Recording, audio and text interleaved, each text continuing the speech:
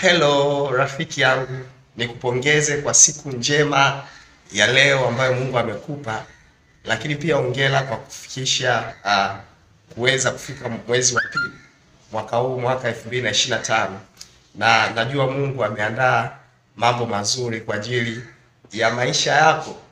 Nimekuwa nikitoa msisitizo kwa mwezi wa kwanza wote kwamba Yesu anatoa msamaha, na tukaona maeneo mbalimbali ambayo najua nimekuwa baraka kwako.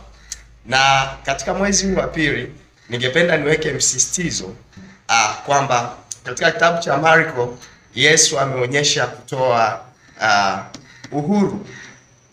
Yesu ameonyesha kutoa uhuru, na tunaona Yesu anatoa uhuru katika maeneo mbalimbali. Uhuru dhidi ya dhambi, uhuru dhidi ya sheria, uhuru dhidi ya magonjwa, uhuru katika maeneo mbalimbali ambapo nimejipanga vizuri kukuhudumia na kukuonyesha kwamba Yesu Kristo anatoa uhuru. Na watu wengi hawafahamu uhuru ni nini. Tunapozungumzia uhuru hatuzungumzii maisha ya kujiamlia unachotakiwa ukifanya. Actually Yesu Kristo ametuokoa ili atuongoze.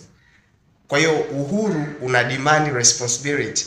Uhuru unahitaji kuwajibika kwa kiongozi ambaye ni Yesu Kristo, the master of our lives. Katika kitabu cha Petro katika version ya Kiingereza anasema he is the bishop of our souls. The bishop of our souls. Inamaanisha kwamba uhuru ambao anatoa Yesu Kristo ni uhuru wa kutuongoza, wa kumfuata yeye, kutoka katika kuongozwa na miili yetu, kuongozwa na hisia zetu, na kuongozwa na yeye. So Jesus offers freedom. Yesu Kristo anatoa uhuru, na tutaona sehemu mbalimbali ambazo Yesu Kristo anatoa uhuru. Kumbuka sehemu moja kwenye Biblia inasema, nanyi mtaifahamu kweli na kisha hiyo kweli itawaweka huru.